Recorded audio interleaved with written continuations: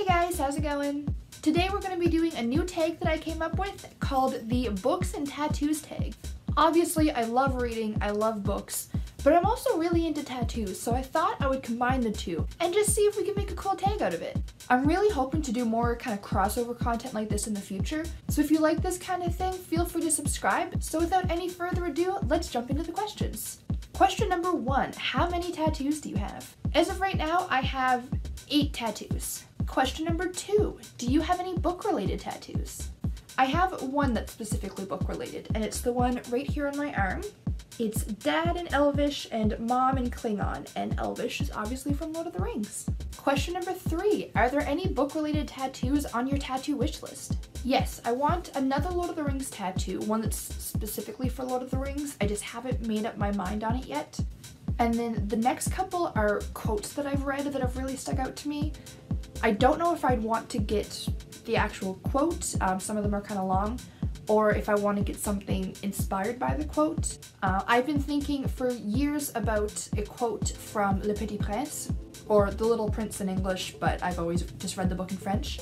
I would really like a quote from that one. There's a lot of really cool ones. The first is probably the most popular quote from the book. On ne voit bien qu'avec le cœur, l'essentiel est invisible pour les yeux. Which basically translates to, we only see well with the heart, what is essential is invisible to the eye. And then my all-time favorite quote from the book, Ce n'était qu'un renard semblant à 100 000 autres, mais j'en ai fait mon ami, il est maintenant unique au monde. Which translates to, it was just one fox similar to her 100,000 others, but I made him my friend and now he's unique in the world. What about you, Comet?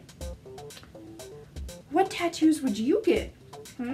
One of my other all-time favorite quotes is by Roald Dahl, and this one's a pretty long quote, so I would either get just like a part of it, or we get something inspired by the quote. And above all, watch with glittering eyes the whole world around you, because the greatest secrets are always hidden in the most unlikely places. Those who don't believe in magic will never find it. I love that quote. I love the idea of magic and all that stuff, so ever since I read that quote, I've just been so in love with it. And the final one is from The Wheel of Time, and this one I would probably get the direct quote, and it's almost dead yesterday, maybe dead tomorrow, but alive, gloriously alive today. Question 4, tattoos are on you forever. If you had to narrow it down to 3 books, which books would be on your bookcase forever? So this one was actually really hard because I had too much trouble narrowing it down and I couldn't even answer my own question, but I finally figured it out. The first one would be The Red Pony by John Steinbeck. This one is actually my original copy from when I was a kid, so you can see here that it is not in great shape. There's a big piece of the back cover missing. It's all dirty and grimy, but I would never get rid of this book. It's a collection of 4 short stories about a little boy named Jody, and basically just his life. The first story is called The Gift, and it's about a pony that Jody's father gets him, and it's very traumatizing. The second one is The Great Mountains. It's about a Mexican man who comes out of the mountains and visits his family for a little while. The third one is called The Promise, and they get one of their mares pregnant and tell Jody that he can have the colt. And the fourth is Leader of the People, and it's basically Jody's grandfather remembering when they came to the land and stuff. Don't get me wrong, I like this book. I actually reread it just last year to see if it held up and I still really liked it. But I would never call this my favorite story. I love John Steinbeck, but I would never call him my favorite author. But my dad used to read to me and my brothers all the time when we were little, but The Red Pony was for just me and my dad. We would always read it together. It's not appropriate for children. It's really not. But I just remember always reading that with my dad. I just have such an emotional attachment to this book that I would never get rid of it. The second book I would pick is Where the Red Fern Grows by Wilson Rawls. This book is one that I read in 6th grade English class, and I have never cried more at a book in my life. This one is about a little boy named Billy who ends up getting 2 hunting dogs and raises them, and it's just the story of him and his 2 dogs. And now that I think about it, it's really weird that this one and The Red Pony are very similar styles of book. Like they're both about a young country boy who gets an animal basically. And that's really not usually my kind of book. Like I'm very much a giant fantasy nerd. But yeah, I just noticed that that's kind of weird. This book is one of the first ones that I remember getting super emotionally invested in. And I had been invested in many books before this, but this one, it just really hit something for me. I fell in love with these characters, with the two dogs, and with their journey, and it's always going to hold a special place in my heart. The last book that I would pick is A Memory of Light by Robert Jordan and Brandon Sanderson, which is the 14th and final book in the Wheel of Time series. And this is kind of ironic because I realized I don't actually own a physical copy. I have most of the series, as you can see behind me here, but I am missing 2 of the books, and one of those is book 14. And this is because when I was reading through them originally, I was just borrowing my dad's copies or reading them on my e-reader, but I just buy them whenever I see them at the thrift store or secondhand, anything like that. And apparently I have never got my own copy of the last book, so that's something apparently I really need to do. But nonetheless, I picked this book because the Wheel of Time series, first of all, it took me like 3 years to read the series, but it's one of my favorite series of all time. It has inspired me a lot as a writer. I read it at a time in my life when I was getting more serious with my writing, and they were some of the first books that I read with the mindset of a writer. Like obviously I read them as a reader and really enjoyed them and loved the story for that, but I remember so many times where I had to like pause and just kind of think about the writing along with the story, and it was just something that really stuck out to me, the writing style, how well it was written. And yeah, those books have just really shaped me as a reader, and I picked the last one because I think just because of how deeply invested I was by the end of it, that book is just really special to me, and once I get my physical copy, I never want to get it off my bookshelf. Question 5. Books and tattoos can both be expensive hobbies. Which have you spent more money on? This one I had to stop and think about, but most of my books I either bought secondhand, or they were gifts, or they were books from when I was a kid. So even though I have quite a few books, I haven't spent that much money on them, all things considered. So I think the answer would be tattoos. And the last and probably hardest question, number 6. Pick a book to go with each of your tattoos, or a different book if your tattoo is from a book. So let's say you have a tattoo of the Fearless rune from the Mortal Instruments. You can't pick a Mortal Instrument book as your answer, but you could maybe pick another book that reminds you of fearlessness. Or if you have the Deathly Hallows symbol, you can't pick a Harry Potter book, so maybe another book about the mastery of death. Now, when I was trying to answer this, I realized how friggin' hard this question is. So I gave a couple examples just to kind of get you thinking. So I went with really common tattoos for the examples.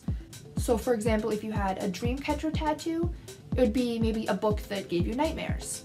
If you had a traditional rose tattoo, maybe go with a book that's a classic or just a staple of a collection.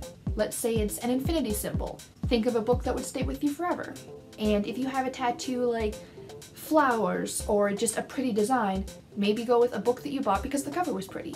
Now, I know that this question, depending on what tattoos you have, can be really difficult. I'm gonna be honest, I mostly included it because I wanted to be able to see each of your tattoos, and I thought it was a really nice tie-in. I'm gonna go in order from my first tattoo to my most recent. So the first tattoo I ever got is my thumb ring. It says Timshi on it. My brother Timothy has the matching one with the word Yishbesh in it. Timshi is my childhood nickname for him, and Yishbesh is his childhood nickname for me. Hi, Comet. I know. Comet has no tattoos and she's very sad. So a book that I think represents that tattoo is my English copy of The Little Prince. I picked this one because Le Petit Prince is one of my favorite stories, and I've owned the French version, but my brother bought me this copy of it in English, and it is just such a beautiful book. Like, even inside, it is just gorgeous. I really like it. But it was a gift for my brother, so every time I see it, I think of him. The second tattoo I got is my Undertaker logo here. Undertaker has always been my favorite wrestler, and the 21-0 is his WrestleMania streak. He went undefeated for 21 WrestleMania straight, which, if you don't know anything about wrestling, is a really, really big deal. A book to me that represents that is going to be the Wheel of Time series. So like I said, it's a really important series to me. I really love them. But I specifically picked it for this because it lasted forever. And even though it kind of dragged sometimes in the middle, and even though there's some I'd kind of like to forget, as a whole it was really important and I really love it. And just like when Undertaker's streak ended, I cried when the Wheel of Time series was over. The next one I got, you won't be able to see this, is on my foot. It's the Star Trek logo because I am a giant Trekkie. And since I can't pick one of my Star Trek books for this one, I am going with The Odyssey by Homer.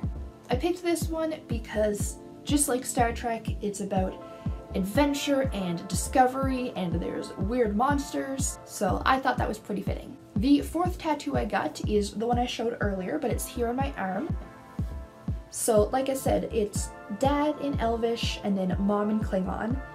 And there's a D there as well because that's my nickname for my youngest brother. And I got this tattoo because my parents are just as big of geeks as I am. My dad always read Lord of the Rings to us, and I feel like Elvish suits my dad, like he's kind and gentle and all that stuff. And my mom is my Star Trek buddy, and Klingon really suits her because she's always been really strong and really protective, and my mom is a Klingon, I think. So to represent that tattoo, I'm going with A Christmas Carol by Charles Dickens. That's because aside from Lord of the Rings, if there was one story that really made me always think of my family, it's A Christmas Carol. No one in my family is really big on Christmas. We're definitely more Halloween people, but one of our very few Christmas traditions we have is reading A Christmas Carol together. Now that my brothers and I are grown up and moved out, we don't do it anymore. But we have this advent calendar, and actually for my birthday last year, my brother found the exact same one that we had.